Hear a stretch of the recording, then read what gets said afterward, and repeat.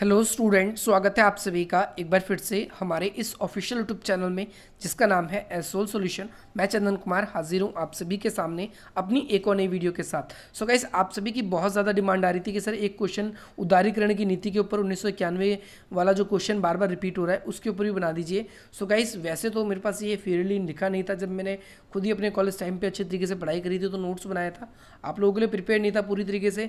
But आप लोगों की इतनी डिमांड आ रही थी कि मुझे रात को आप सभी के लिए वीडियो बनानी पड़ी और आशा करता हूँ इस वीडियो से आप लोगों को वैल्यू भी मिलेगी। अगर आप लोग MPS master of political science के स्टूडेंट्स हैं और अपने एग्जाम्स की तैयारी कर रहे हैं तो आज की इस नई वीडियो से आपको बहुत लाभ मिलेगा। चलिए ज़्यादा देर न करते हुए आज की अपनी इस वीडियो को हम स्टार्ट करते हैं। सबसे पहले 1990 के बाद में जो आर्थिक उदारीकरण का युग आया है इसके बारे में आप लोगों को इस क्वेश्चन के अंदर आंसर देना है। तो सबसे पहले आप सभी को पता है कि भाई 1947 में हमारा देश आज़ाद हो गया था और इसके बाद में आगे चल के 1950 के बाद में हमने 51 में लगभग हमने अपनी पंचवर्षीय योजना को भी अपना लिया था। तो भाई पंचवर्षीय जब योजना को अपनाया तो हमारे जो देश विकास दर रहा वो हमने पंचवर्षीय योजना का जो मॉडल है ये कहाँ से अपनाया था? सोवियत संघ उस समय था, अब हम उसे रूस कह सकते हैं। इसके अलावा हमने मिश्रित अर्थव्यवस्था को अपनाया जिसमें पूंजीवाद और समाजवाद दोनों के लक्षण मौजूद थे। इसके अलावा लगभग 70 से 80% कंपनी ऐसी थी जो सरकार के हाथों में थी। इसका रीज़न ये था क्योंकि हमारे देश में उस समय बहुत ज़्यादा विविधता थी, हमारे देश के अंदर बहुत ज़्यादा हम ये कह सकते हैं भेदभाव भी था, हमारे देश के अंदर बहुत ज़्यादा एक ऐसी व्यवस्था थी जो जमींदारी व्यवस्था या फिर अमीर के द्वारा गरीबों का शोषण होता था।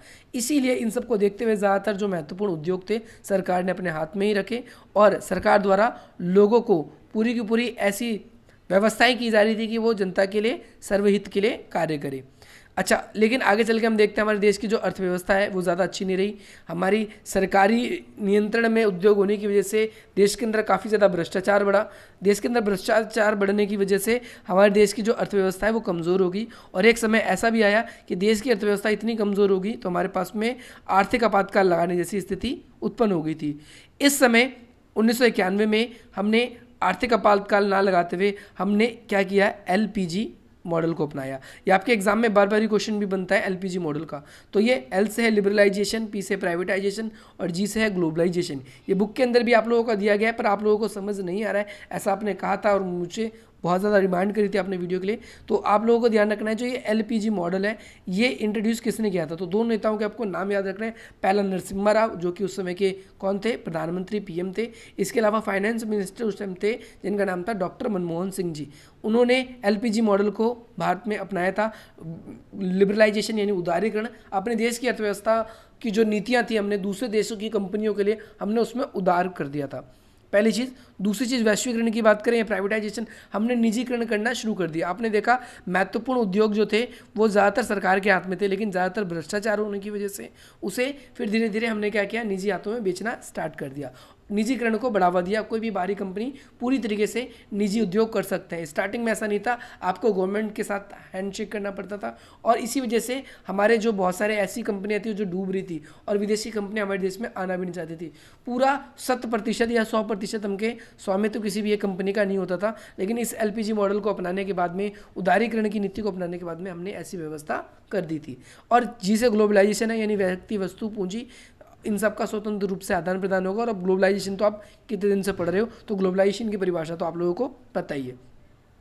तो 1991 में हमने जब एलपीजी मॉडल को अपनाया तो उसको अपनाने के क्या कारण थे? सबसे पहला उत्पादन को बढ़ाना, क्योंकि 1991 में हमारे देश का उत्पादन बहुत ही कम रहा। उस समय कई स्टेट ऐसे थे जहाँ पर क्या थे? सूखे पड़ गए थे, हम ये कह सकते हैं। और देश की जो अर्थव्यवस्था है बहुत ज़्यादा कमज़ोर हो गई थी।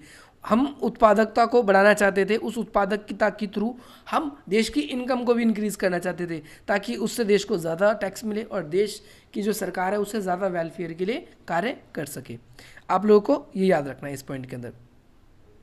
अगला, जब विदेशी कंपनी आए तो भाई विदेशी कंपनी रोज़गार के साधन भी लोगों को प्रोवाइड कराएगी, इसलिए क्योंकि उस समय बहुत ज़्यादा जो है फैक्ट्री बहुत ज़्यादा ऐसे लॉसेस में चल रही थी जिसकी वजह से या तो सरकार को फैक्ट्री बंद करनी पड़ रही थी या उसे निजी हाथों में बेचना पड़ रहा था। जब निजी हाथों में बेचा जा रहा था तो उसमें रोज़गार के साधनों में वृद्धि हुई थी। क्यों? क्योंकि जो भी लोग बाग एक बार इस गवर्नमेंट जॉब की सेक्टर में चले जाते तो वो तो भाई बाबू साहेब बन जाते, तो वो लोग अच्छे से काम नहीं करते थे। इस वजह से हमारा देश काफ़ी ज़्यादा खड्डे में जा रहा था। आज भी यही है, आज भी बहुत सारे लोग ऐसे हैं, बहुत सारे टीचर्स ऐसे हैं, बहुत सारे ऐसे स्टाफ मेंबर आप लोगों को अलग अलग डिपार्टमेंट में मिल जाएंगे जो काम बिल्कुल भी नहीं करना चाहते। तो भारत में ऐसी संस्थाओं को बढ़ावा दिया जा रहा था जो कि रोजगार को सामने लेकर आए। इसके अलावा भारतीय उद्योग को विश्व स्तरीय बनाया जाए, यानी इंडिया के जो उद्योग हैं या इंडिया में भी ऐसे उद्योग हैं जो वर्ल्ड क्लास उद्योग हो सकते हैं। आज भारत में दुनिया का सबसे बड़ा बाजार कहा जाता है। भारत बहुत ज़्यादा सामान पूरी दुनिया से खरीदता है। कहने के लिए तो चाइना पूरी दुनिया का सबसे बड़ी जनसंख्या वाला देश है, परंतु वो ज़्यादातर चीज़ें खुद बनाता है और खुद यूज़ करता है। परंतु भारत क्या करता है, ज़्यादातर चीज़ें यूज़ करता है पर बनाता नहीं, दूसरे देशों से खरीदता है। इसीलिए तो हमें क्या करना है, अपने उद्योगों को विश्व स्तरीय बनाना था। इसीलिए भी हमने क्या किया, ये पॉइंट ही आप लिख दोगे क्योंकि काफ़ी बड़ा आंसर है ये। तो भैया अब इसमें हमने क्या क्या सुधार किए, सबसे पहला पॉइंट आप लोगों को ध्यान रखना, निम्नलिखित सुधार किए, तो आपको लिखना आता ही है। तो निम्नलिखित सुधारों में क्या है, लाइसेंस प्रथा की समाप्ति। लाइसेंस प्रथा की समाप्ति का मतलब क्या है, लाइसेंस प्रथा की समाप्ति का मतलब ये है कि पहले अगर आप लोगों को अपने देश के अंदर कोई भी उद्योग स्थापित करना था तो उससे पहले आपको सरकार से परमिशन, एक लाइसेंस लेना पड़ता था। ठीक, क्योंकि बाहरी उद्योग में कई बार हम, जैसे आपने भोपाल गैस त्रासदी के बारे में पढ़ा होगा कि भैया विदेशी कंपनी कोई भी आती थी तो ऐसे हमारे देश में इंडस्ट्री नहीं लगा सकती थी, परंतु सरकार से लाइसेंस लेती थी और उसके बाद में वो अपना उद्योग स्थापित करती थी। परंतु 1991 में जब हमने उदारीकरण की नीति अपनाया तो लाइसेंस प्रथा, अब इसको समाप्त कर दिया गया। आप अगर खुद विदेशों के लिए तो लाइसेंस लेना आवश्यक है, लेकिन देश के लोगों के लिए, आप लोगों के लिए कहते हैं कि आप भी अपनी इंडस्ट्री लगाना चाहते हैं तो आप लगा सकते हैं। बस यकीनन आपको कुछ शर्तों का ध्यान रखना है कि आपके जो उद्योग हैं वो लोगों के लिए हानिकारक ना हो, यानी ऐसे उद्योग ना हो जो दूसरों पर क्या करे, बहुत ज़्यादा हानि पहुँचाए। सार्वजनिक क्षेत्रों में कटौती, तो आपको पता है कि लगभग 70 से 80% ऐसे उद्योग थे जिसपे ज़्यादातर गवर्नमेंट का ही कंट्रोल था। तो सार्वजनिक क्षेत्रों में कटौती किए गए। जो ऐसे सेक्टर थे जो लॉसेस में चल रहे थे उन सभी को क्या कर दिया गया, उन सभी को निजीकृत कर दिया गया। आप लोगों को ध्यान रखना है। और साथ साथ उस पर टैक्स जो व्यवस्था आएगी वो भी, उसको भी थोड़ा सा क्या कर दिया गया, कम कर दिया गया कि भैया गवर्नमेंट टैक्स एक हद तक ही लेगी। इसके अलावा विदेशी निवेश की सीमा बढ़ा दी गई। पहले ये था कि आपको गवर्नमेंट के साथ टाइप करके आप या तो किसी उद्योग में 40% या फिर आप 50%, आप लोगों को गवर्नमेंट के शेयर रहेंगे और 50% आपके होंगे, और वो उसमें गवर्नमेंट ही ज़्यादातर निर्णय लेती थी। तो विदेशी कोई भी निवेश हमारे देश में करने से घबराता था, तो विदेशी निवेश नहीं हो पाता था। विदेशी निवेश की सीमा को बढ़ाया जाए, इस कॉन्सेप्ट के अंदर आप लोगों को ये चीज़ें पढ़नी थी। इसके बाद में आयात कर को कम किया जाए। आयात कर मतलब क्या है कि जब कोई देश हमारे देश, दूसरे देश से कोई वस्तु हमारे देश में आती है तो हम उसको आयात करते हैं। तो उस पर पहले हमारे टाइम देश में उदारीकरण की नीति से पहले जब हम कोई विदेश से कोई सामान वस्तु मंगाते थे तो उस पर टैक्स बहुत ज़्यादा लगता था, और जब उस पर टैक्स बहुत ज़्यादा लगता है तो वो चीज़ें क्या हो जाती है, कीमती हो जाती है। कीमती हो जाती है तो वो कम बिकती है, कम बिकती है तो भैया वो व्यक्ति व्यापार नहीं करता हमारे देश में। तो आयात कर को कम किया गया ताकि दूसरे देश का व्यापार बढ़ सके, और साथ ही साथ आयात कर जब कम किया गया तो उसका लाभ जनता को मिला कि वस्तुएं महंगी ना मिलकर वो कैसे मिलने लगी, सस्ती मिलने लगी। इसके अलावा विदेशी तकनीकों पर भी क्या कर दिया गया, पहले रोक लगी हुई थी उसको भी अब ज़्यादा बढ़ा दिया गया। यानी गांधी जैसे हमारे देश में कुछ विद्वान थे जिनका ये कहना था कि हमारे देश में सत्ता का विकेंद्रीकरण होना चाहिए, और साथ ही साथ जो बड़े पैमाने के जो उद्योग है वो नहीं होने चाहिए। अगर बड़े पैमाने के उद्योग रहेंगे तो वो देश के अंदर बेरोजगारी लाएंगे, क्योंकि एक मशीन कई व्यक्तियों का काम कर लेती है और कई लोगों का रोजगार छीन लेती है। तो पहले हम अपने देश में बड़े पैमाने के जो उद्योग थे उसको नहीं ला रहे थे, जिसकी वजह से हमारा उत्पादन भी बहुत कम हो रहा था। और उत्पादनता को बढ़ाने के लिए हमने विदेशी तकनीक पर जो भी प्रतिबंध लगा रखे थे उन प्रतिबंधों को धीरे धीरे खत्म करना स्टार्ट कर दिया।